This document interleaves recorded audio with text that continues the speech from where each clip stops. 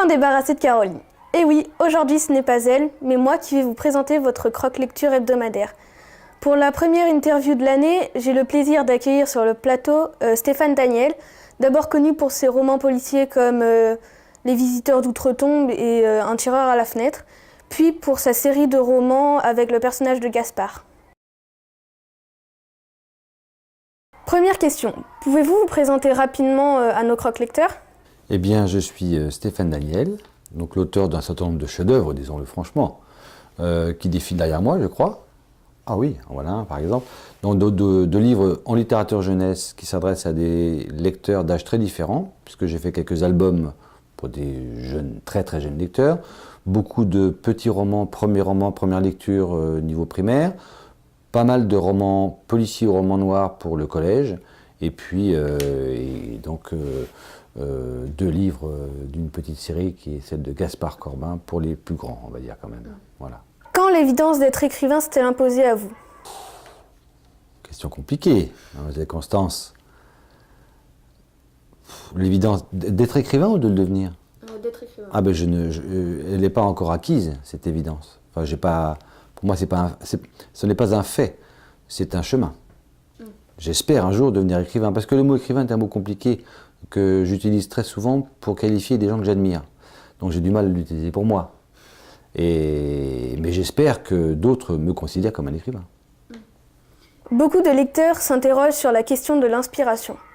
Pour vous, d'où vous vient cette imagination ? Je ne crois pas être un auteur d'imagination. J'ai pas une grande imagination.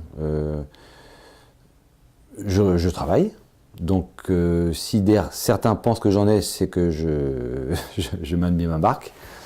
Un livre, j'y passe du temps, donc j'y passe du temps à réfléchir à une histoire et puis de faire en sorte qu'elle soit aussi intéressante que possible, mais c'est pas ce qui m'intéresse le plus en plus, l'histoire, c'est vraiment l'écriture. Donc je pense que si on apprécie ce que j'écris, c'est peut-être pas autant pour l'histoire que pour la façon que j'aurais de la raconter. Comment procédez-vous pour écrire ? Utilisez-vous des carnets, des plans ? Utilisez-vous l'ordinateur ? Je prends quelques petites notes, oui, quand des idées me viennent, parce que j'ai une mémoire très volatile.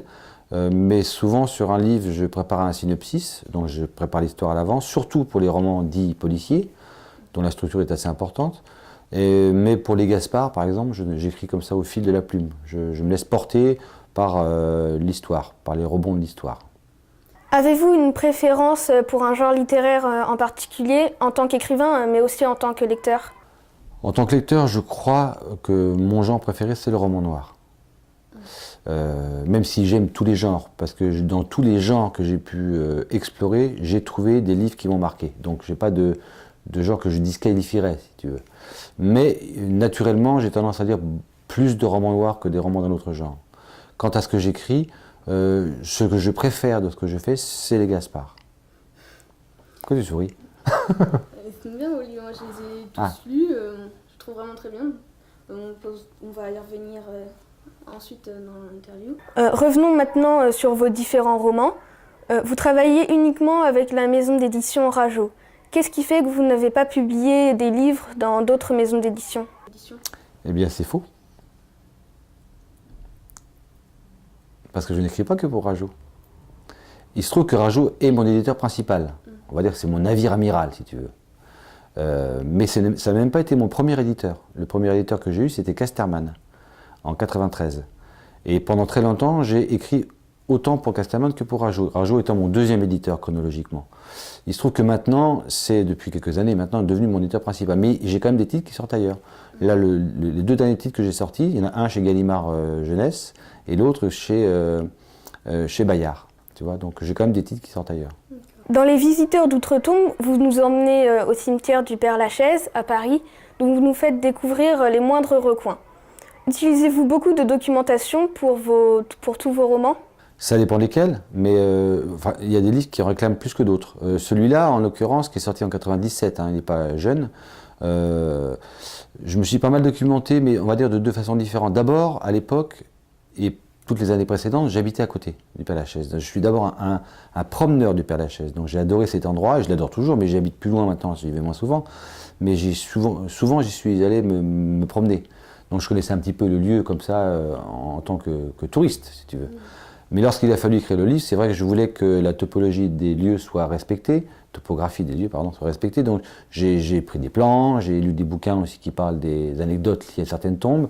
J'ai notamment participé à des rencontres avec un monsieur qui s'appelle Vincent de Langlade, qui est un très très grand connaisseur du Père-Lachaise.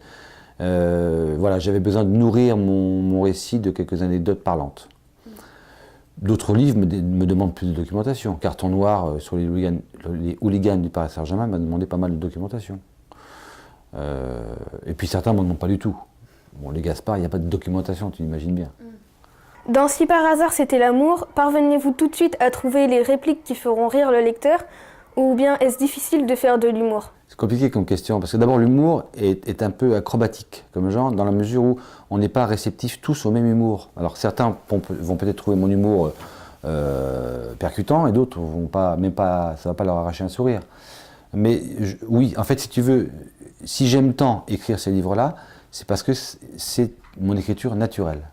J'écris comme ça naturellement. Si je contrains mon écriture, ou si je l'oriente vers un autre thème, notamment les romans noirs, je peux écrire autre chose. Mais naturellement, j'aime ce mélange d'émotion et de rire. Et le rire de Gaspard, c'est un humour de situation et beaucoup de jeux de mots, en fait. Et ça me vient naturellement. Voilà. Quel personnage de vos livres vous ressemblerait le plus et pourquoi? Gaspard, forcément. Non pas physiquement, parce que j'ai plus l'âge, mais disons que j'ai vécu des situations que lui vit dans les livres, je les ai déjà vécues moi.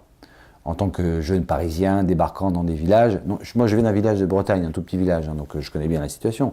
Mais j'ai grandi quand même à Paris, et c'est vrai qu'il a pu m'arriver, non pas d'avoir les états d'esprit de Gaspard, mais d'être convaincu, en effet, arrivant quelque part dans une campagne quelconque, de ne pas y trouver tout ce que j'aurais pu espérer, et d'avoir la bonne surprise, au contraire, de vivre des choses très fortes. Ça, je l'ai vécu, ça. Vous n'avez pas encore écrit de roman pour adultes? Non, j'ai publié un livre pour adultes qui s'appelle Au bonheur des pères, qui est un livre où je parle de ma paternité lorsqu'elle est arrivée, donc de mes enfants tout petits. Mais c'est un livre pour adultes, mais c'est pas un roman. Est-ce dans vos projets d'en écrire un autre prochainement? Oui, je pense que j'en ferai, mais c'est pas mon projet immédiat. Je suis bien en littérature jeunesse, donc je n'ai pas envie de le quitter. J'ai envie de me confronter peut-être à un autre public, et puis aussi de savoir si ce que je pourrais écrire serait pris par un éditeur adulte, puisque ce n'est pas les mêmes du tout. Hein. Voilà, c'est un espèce de challenge que j'ai envie de relever, mais il n'y a pas d'urgence. Y aura-t-il un 3e tome à la série Gaspard? Tu me demandes un scoop mondial? Oui. Et je le sais depuis peu. En fait, je suis en train de l'écrire. J'en ai écrit la moitié déjà. Et l'éditrice a déjà été consultée, on va dire. Et oui, alors il ne sortira pas cette année. Pas en 2012, mais très probablement en 2013. Je ne sais pas quand exactement, mais en 2013. Et là, je suis dessus. Donc on peut l'espérer l'avoir l'an prochain. Voilà, l'an prochain, on peut espérer l'avoir. Okay. Il faut d'abord que je termine. Quels sont vos autres projets? D'autres projets, le projet qui est en cours, c'est celui-là. C'est un projet. Alors, j'ai repris mon travail d'enseignant à plein temps, donc j'ai beaucoup moins le temps d'écrire cette année que je n'en avais les années précédentes. Donc, on va dire que ça m'occupe, le projet Gaspard, pour l'instant. Après, j'ai quelques autres projets, mais je ne sais pas trop vers lesquels je vais me diriger. Avez-vous un petit mot à dire à nos croque-lecteurs? Eh ben, que j'apprécie beaucoup croque-lecteur, parce que du coup, j'ai regardé sur YouTube, et je trouve ça vraiment génial. Je trouve que c'est un exercice précieux, vous le faites très bien, et j'ai beaucoup de plaisir à le regarder, donc continuez comme ça, c'est vraiment bien. Merci d'avoir répondu à toutes nos questions. Je suis sûre que nos croque-lecteurs ont adoré. Quant à vous, je vous retrouve la semaine prochaine pour un nouveau numéro avec Caroline de Retour aux commandes.